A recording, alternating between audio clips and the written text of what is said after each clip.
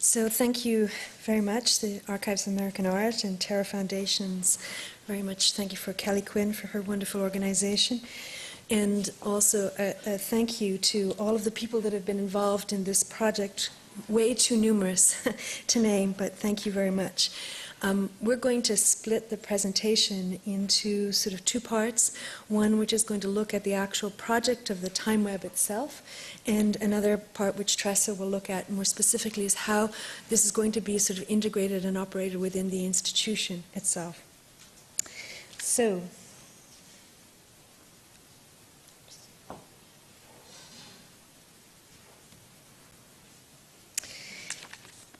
filmmaker, photographer, painter, commercial illustrator, music producer, writer, entrepreneur, and celebrity, Andy Warhol brought an unerring eye and artful appetite to experiencing and documenting 20th century American life. Indeed, art historian Robert Rosenblum likened Warhol's art to a march of time newsreel. This historical relevancy, coupled with the artist's unceasing contemporary currency, affects a dynamic springboard to explore connections between art and society. In response to this potential and its stewardship of the most comprehensive collection of a single artist ever assembled, the Andy Warhol Museum developed the Warhol Timeweb, an online resource that uses the art, life, and practice of Andy Warhol as a rich socio-cultural lens to explore 20th century America and beyond. A total of 50 Warhol artworks and moments from the artist's early years have been selected over the course of the artist's lifetime, 1928 to 87, as points of departure to map webs of connections within American sociocultural history as well as related global contexts. Drawing on a range of scholarship and objects within the Warhol's rich collection, as well as those of other content providers, museums, libraries, archives, photo agencies, and artist studios and estates, each web features textual material alongside images of artworks and related audiovisual resources. Users can click on Warhol's Silver Clouds, 1966, and learn that the USA had just had its first soft lunar touchdown as a TV series Star Trek premiered, and engineer Billy Kluver formed EAT, Experiments in Art and Technology, with the artist Robert Rosenberg.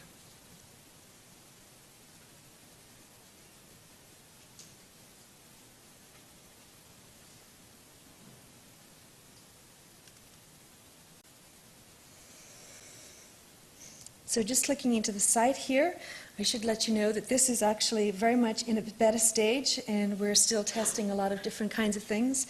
So this is actually the first sort of presentation, and we have various different kinds of means of access to the material. So it's webbed different content material. And we're looking at a sort of specific time web view where you're looking at different aspects of the work. And then looking at a gallery view, which will actually bring up all different related Warhol artwork material. And the various categories we've used, which looks at things like Warhol, art, life, and practice, place, product, ideas and trends, cultural context, what was in and what was out at the time, influence and legacy, all of these different kinds of things that are kind of the categories of research that have been built around the object. And then there's another feature, which is if you decide, well, you don't want to look in at specifically approach the project via Warhol's artwork, or you don't particularly want to approach this via a web of history, you can explore it randomly. So this feature just pulls different things that are connected to the site. So it might be different things that have happened at different moments. Man in the grey flannel suit around issues of Madison Avenue advertising and Warhol's own connection to Madison Avenue, or religion in the 1980s, or a TV decade. So it'll pull up various different kinds of images and material. So you can see issues around feminism and Betty Friedan, Schools Out and Alice Cooper in '72.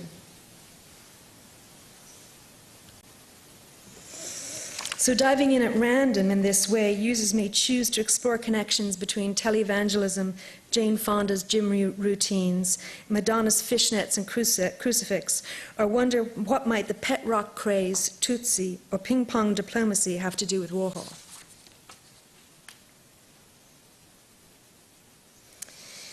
The Timeweb was conceived and prototyped in a first phase during 2005 and 2006 with content from Warhol's birth in 1928 through 1968 and designed by the Pittsburgh-based Gradient Labs. The project was spurred by an interest in interdisciplinary teaching and learning and the development of an online curricular resource, as well as by an international traveling exhibition to Russia that offered new opportunities not only of presenting the museum's collection, but also its education initiatives. The Timeweb also was building on the museum's mission as a forum, opening up to multiple voices, interpretations, and co-authorship, the desire to expand digital resources, both front-end and back-end, and online audiences, as well as to continue in the speculative spirit of Warhol's own never-ending experimentation. In 2008, the project received a Getty Foundation Museum Interpretation Grant to complete the project, comprising new research and writing for the 70s and 80s, updating web designs and features, conducting evaluation research, and maintaining and securing new audiovisual rights. The project has engaged a range of writers and researchers to develop content and has drawn on the expertise of a transdisciplinary committee of scholars and reviewers, mostly from the University of Pittsburgh and Carnegie Mellon University, including professors from art history, world history, women's studies, American studies, history of philosophy, as well as other critical commentators. Also, University of Pittsburgh Center for Learning in Out-of-School Environments, up close, led user testing and evaluation research. This element of a kind of on-site, online dimension in terms of partnerships in a very local way, which was built in the context of Pittsburgh, where the museum is based, with the universities, and then also in the context of a broader global element related with traveling exhibitions to Latin America and to Russia.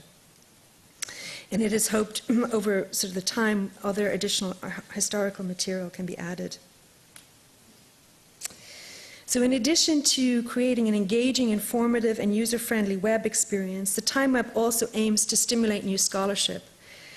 Art historian Terry Smith has argued that placemaking, world picturing, and connectivity are key concerns of contemporary art, and that tracing the currency of each artwork within the larger forces that are shaping this present is the task of contemporary art history. Starting this process requires visualizing connectivity, mapping connections, unearthing details, testing ideas. And we see this in some of the presentations earlier this morning, and the photogram project in particular, it actually sort of mapping the material really makes a difference. The actual concrete doing is really important.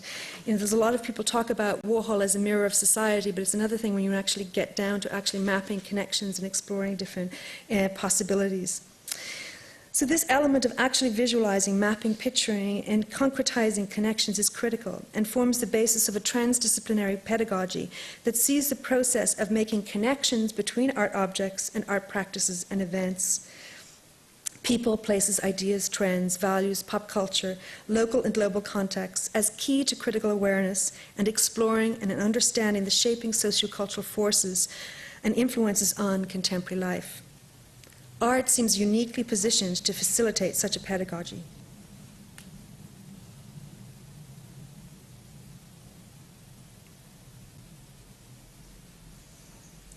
So I'm just going to lead you in through an exploration specifically of one of the entries here.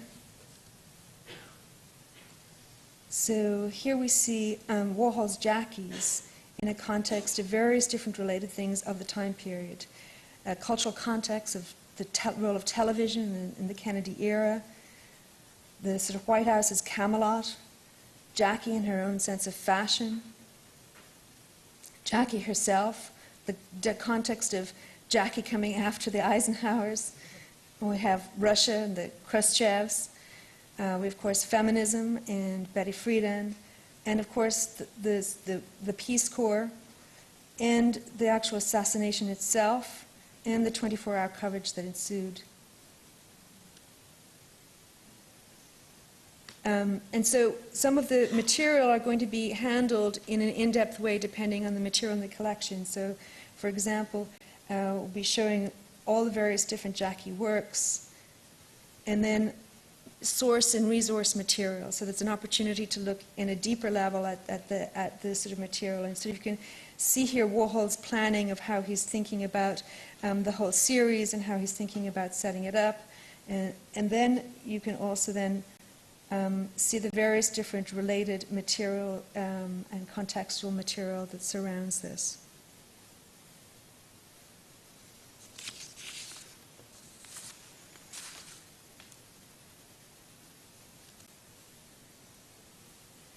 So in its exploratory pedagogy, the Timeweb is more investigative experiment than scholarly text. Doomed, like all timelines, to the certainty of oversight, it is not a comprehensive view of the 20th century, nor is it a rigorous, intimate study of Warhol's life. It is rather a world of connectivity, critically and experimentally invigorated by visualizing Warhol's work amidst the shaping forces of the 20th century, both large and small. This last slide shows that this investigative experiment is not only happening in the realm of pedagogy and visualizing connectivity, it is also relevant to the extensive back-end experimentation to create the Timeweb's web-like presence and interactive dimensions. So here you can see the graphs that will actually connect the relationships of the painting to the various different kind of socio-cultural events, and also to sort of reiterate some of the things that have been said about messy data. This is kind of incredibly messy data because, of course, it's art and society. Warhol himself is incredibly messy. It seems like he's left an incredible breadth of archive as a sort of a revenge to any historian who actually wants to try and understand or come to any conclusion. But also messy in the sense that all of this material is, of course, individually drawn. So the research on each of the various different bits and pieces I showed of Jackie's are individuals researching this material. And then the actual individual mapping that appears in this graph is mapped. Of course, the values system have to be prepared by an individual as well. So one other question just to sort of bring up, I think, which is important in relationship to this kind of conference and what we're thinking about here, is issues of rights and reproduction, because one of the largest and most complicated pieces of this particular project has been around rights and reproduction and trying to sort of present an artist in society, and then the difficulty in terms of being able to have costs and everything else to be able to support that vision of presenting that. We've had to rely a lot on sort of open sources, and it's been certainly a big challenge. And of course, it's a beginning. The project is very much a beginning. I see the possibility of bringing and making all of these connections is about being able to sort of perhaps ask questions we may not have been able to before, but then also to be able to start to maybe build into a deeper sense of research. And this plays itself out particularly in the context of things like the 70s or the 80s, which are less sort of known and less documented aspects of Warhol's career. So I'm here to talk about how we plan on using the Timeweb in our collection and at the museum. We are actually in the process of rehanging our entire collection. It's a huge endeavor. We're 20 years old. We're young, but we're old. We decided that we are going to redo the whole collection. You can see here is our newly designed lobby, and so the Timeweb will be available on iPads as an iPad bar, as you can kind of see. That's movable, and everything's movable. So people will be able to access this content while in the museum, but not within the spaces where the artwork is, because we're really trying to make sure that when you're in our galleries, you're looking at the artwork, you're not reading about all this other information, that we can provide that in another way. So in terms of our objectives, we have a whole series of objectives of how we're trying to improve the visitor experience in the museum, and our rehang has allowed us to actually develop rubrics for these objectives.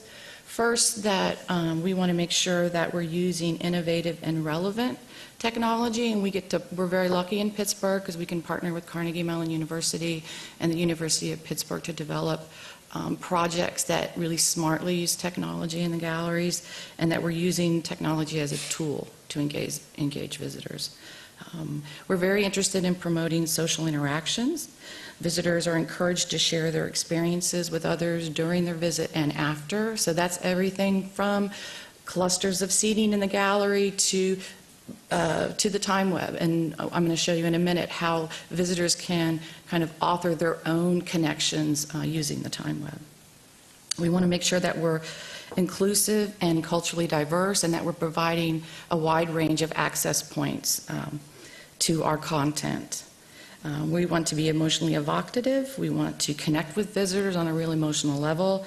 And we want our experiences to be exceptional and relevant. And I think the Timeweb is really something that's going to allow us to provide a very exceptional experience to our visitors. And this image up here is an online project. It's called Figment, and we have a live webcam that's on Andy Warhol's grave, because it's a place where we're 20 years old, we found that it is a pilgrimage spot for people when they come to the museum, and people that actually live in the city and go there regularly. So we have a live cam, and then you see that live cam up in our galleries. So in terms of our online experiences, for the Timeweb itself, anyone is allowed to make their own connections across time. So what's so great about the Timeweb is that it's not linear, and that people can actually connect something that Warhol did in one decade to something that's happening in another decade. So we're trying to, again, diversify the authorship and provide a forum for our visitors to be able to leave their own point of view about Warhol and the relevance of Warhol in the 21st century. We have a variety of educational resources and at the museum and our website is quite robust. We're this very unique institution. We're the Andy Warhol Museum. We're a single artist museum. We have this massive collection of Warhol's work. And what's interesting is that we're 20 years old, but we have hundreds of thousands of objects in our collection, and that's because our archive is so vast. And that work, all that archival material has not been cataloged yet. We have one person doing cataloging, which is scary. And it's grant funded when we are able to actually bring on other catalogers. And as you all know, or may know, Warhol also created time capsules, and there's over 600 time capsules in our collection. And that's a lot of objects and a lot of boxes. So we're constantly unearthing new material, and so we're looking for ways to be able to provide access to that material when we are able to catalog it and get to it ourselves. And so the Timeweb, like how Jessica was showing you with the Jackie node, as you scroll through, when we're able to add more archival material, we'll be able to then put it right in there, right when we have it. So we're trying to provide access. And then we'll also have a scholar section. We'll launch the Timeweb next year, early 2014. We're going to have a soft launch in January, and then our gala and our rehang opens in May. So we have that period between May and the gala where we're, with our press release and our marketing team, are going to really try to promote the project. And so there's a scholarly section. Again, we're trying to diversify and trying to promote scholarship on Warhol. One of our biggest fears is that Warhol won't be relevant to visitors in the 21st century. So we will need to make sure that we're asking and we get people to think about Warhol and to really put Warhol in context. And so we're going to be doing some e-publishing in terms of being able to encourage scholars and historians like yourself to be able to publish on our site. Okay, that's it.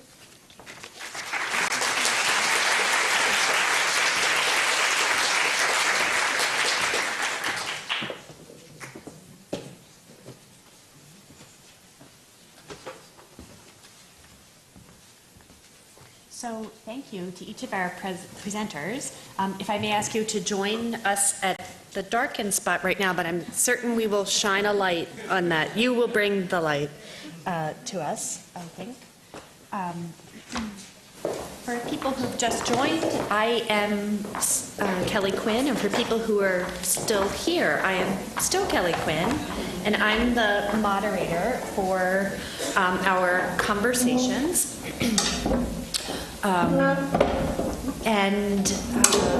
We have 2 microphones where we would like to have people go to pose questions. We are live streaming this, and we will archive the recording for future use. So if you have a question, if you could go to the microphone to pose it.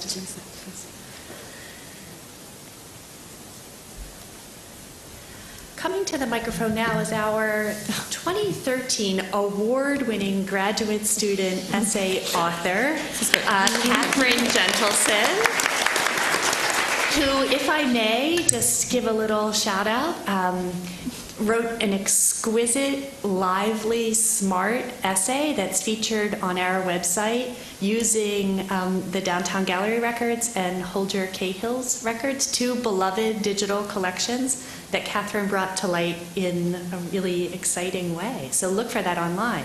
But Catherine, you have a question for other people. Well, thank you very much. And I actually wanted to ask Tisha something. I really, really love the work that you're doing with the post-war art market, and it's amazing how much data you've obviously collected yourself. And I was wondering if you had been aware at all of Artless. It's a project that's kind of running out of Purdue University, and I think also at a French university that I can't remember the name of in Paris. It's called Artless, and the PI on it, I think, is a professor at Purdue named Catherine Dawson. If you want to, Kelly, are you going to look for it? I'm going to just write the word. Okay, it's art and then L@S. And I think it would be really interesting because what Catherine Dawson's been doing is collecting information about the exhibition of pop art abroad in the post-war era. And she's also kind of interested in, she's not here, is she? She's at a Terra concert, Terra-sponsored conference in China right now. Okay. Yeah, because I don't want to, I mean, what I've gathered from seeing her present her work, she's also interested in kind of upsetting narratives about post-war art. And to her, it's interesting how there's actually a higher volume of pop art exhibitions than abstract expressionist exhibitions. Absolutely. So I think, what you're finding about in your last slide, what was so compelling about Leo Castelli's presence abroad, it could be a really interesting, maybe, site of collaboration for you two to combine your data, hers on exhibitions, yours on market. It could be really cool to see that take shape or something. Great. Thank you. So I know that the Artless contributors made an open call for people who are interested in spatial art history to come to their panel and to have a conversation in Chicago at the College Art Association. So we'll try to, we would like to underscore that, and then also hold up their project. Thank you, Katie, for bringing that to our attention. Yes? Hi, thank you all for fabulous presentations. I'm neither a 20th centuryist nor an art historian, and because you all are focusing... Thank you. We're thrilled you're here. Well, there's all this focus on process, which means that someone who's sort of out of field can get a ton out of these presentations as well. So I really just wanted to acknowledge that. But I had a question for the folks from the Warhol Museum. Could you imagine something like Timeweb organized around not an individual artist, but another organizing principle, say, for example, a medium? So I'm thinking, like, the example that came to my head, but rather arbitrarily, would be like, organizing something like Timeweb around the daguerreotype in the 19th century or something like that. I'm probably thinking about daguerreotype because of the fabulous statue outside, but I was just wondering if you could help me sort of think through how it would change, what would translate well. If you think it's a terrible idea. I mean, if you think that it really does need to be around an individual for some reason that I'm not thinking of. Not at all. Not at all. I think the principle around it is kind of like there's a central kind of object that begins the process. Whatever that central object is, what you choose, and then how you map that becomes part of how you're going to map that. It's a tool. It's as a kind of graphing system that will enable you to make the connections that you're interested in, or find connections that you're interested in. Thank you. And then you can also change the categories, which would change the nodes that spiral around that central category. So for us, it was ideas and trends, what was in during that time period, what was out, context, history. So you can change your categories. So yes, it's definitely something that can be adaptable. It'd be interesting.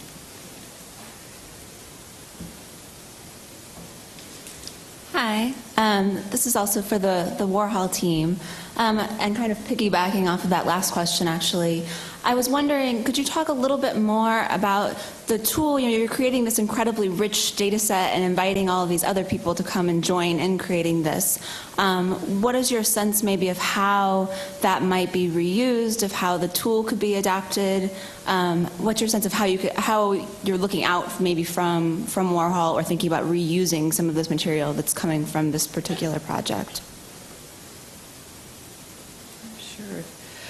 I think what's interesting, and I think my comment is definitely related to some of the things that were brought up earlier, but I think that it's the relationship between the nodes. I think when Jessica showed the one slide that had the kind of slide bars where, we input that, our curators input that information, but what's interesting is throughout time, as decades go by, and we're no longer there, who's changing those? Because it's my interpretation of how the relationship between Jackie and then one other node, and I think that what would be interesting is to see kind of the changes, the algorithm as the nodes get closer together or farther apart. I think that, and that's that messy data. So I think that would be really interesting. But then also, it's what we are the most interested in is the people that leave their points of view and the scholars that write. And we publish on the Timeweb, because what we're interested in is seeing that kind of relevancy of Warhol. So this is, like Jessica mentioned, it's a tool. It's just it's something that's very much in the beginning stage, and we're hoping that it sparks interesting thinking about Warhol. I don't know if that answered your question. The Warhol has a fantastic social media presence. I enjoyed watching the snow on Andy Warhol's grave when I was not replying to your email and pushing back the frontiers of knowledge under the wing of Dr. Eliza Kerwin.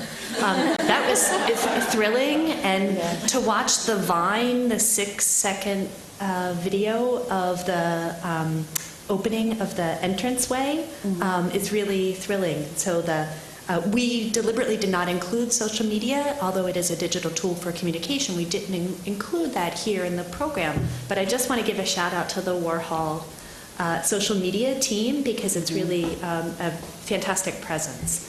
I'd like to also add that I just actually texted our marketing person before I came up that we have 597,000 Twitter followers. So we need 3 to put us over the edge. Please, someone, can we get I kept waiting to see if it would move during the conference, but it didn't. So, but I think that there is this huge interest in Warhol, and for a lot of different reasons, and it's a lot of different people. We have such a large audience that we know will never come to the museum, and so projects like the Timeweb, we're trying to provide a really exceptional visitor experience for those people that are just really into Warhol. And, again, I think in relation to a comment that was made earlier, it's a huge international interest. People in Europe, they love Warhol. And so there is this, we do have visitors out there that we know will never come to our museum. Hi, I'm a prearranged plant in the audience via Twitter, and I'm going to ask Michelle, since there seems to be a little time, if she could say more about the tools she used for the linguistic analysis, which I think are different than other tools we've seen so far today. Yeah, I used AntConc, which runs on Mac. Wordsmith is the one to use if you have Windows, and they're both freeware, and they're very easy to use. The hard part is learning to understand the statistical relationships between the words, but they're very well documented, and there's a host of YouTube videos to help you explain everything you want to know, as long as you're willing to go through it all. Like Molly Hardy called to our attention, the notion of process is really interesting. And one of the images that I saw, Michelle, in your Twitter feed as you were preparing for this conference was about your workflow. And I know I retweeted it because to me it was really exciting. We in the archives love to think about workflows. When I was an academician, we never talked about workflows. Anyway, so Michelle, though, can you help us think about workflows and your process for coming to terms with this body, and it's so great that you're working with the corpus and the embodiedness of Schneemann. The workflow depends on the tools, and I think that's why I started developing the slides. They were as I was trying to figure out how I would explain to somebody, because like most academics, I just do my work, and like I don't even make a note about how I did my work, and that's not allowable in DH. You have to be able to like explain, how did you do this? Because someone will ask you at lunch, how did you do that? And if you can't answer them, well, you know, doesn't look that good. So the thing I would point out is that my workflow is just my workflow. The most interesting thing about any of these tools is that they can be used in so many different kinds of ways. And in many ways, I find it interesting because my other digital humanities work is done in Scalar, which is a way to explore nonlinear. And I feel really weird making all these things with these really linear schemas, like you have to do it this way. You don't at all. I think the important thing, though, is to be able to have a reproducible idea of how did you get your results, yes. Particularly in corpus linguistics, because there are so many variables that you can tweak, and the same thing in the data visualizations that I know I whizzed by because I wanted to get to the corpus linguistics, but all of those were made in this great tool called RAW, which I ended up using instead of Gephi because it's to me more visually clear, and I didn't have the guts to try a live Gephi demo, which I think turned out fabulously, so now I kind of wish I had done a screencast of a Gephi. Gephi is a steep learning curve. RAW is not at all. But you have to document what input did you put in to make the picture, because that changes the picture. So if you don't know what parameters you set, you can't go back and explain how you made it.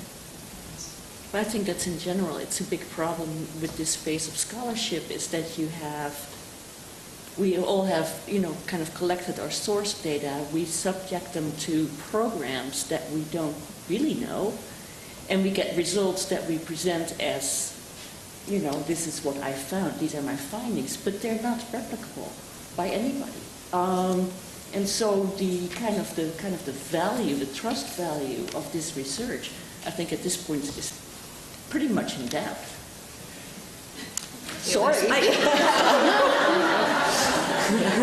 And on that note, please no one tell Tara that. Yes, and okay, so yes, it's messy and perhaps dubious to some, and still we sally forth, right? Exactly, because you do find things that are very interesting and that can probably be explored in different ways as well. But I was thinking about that as I was pulling on my little nodes in the network visualization. I could rearrange them manually. Yeah. And so if I wanted to have Castelli have more major collectors, I would just drag them to him and say, look, this explains everything.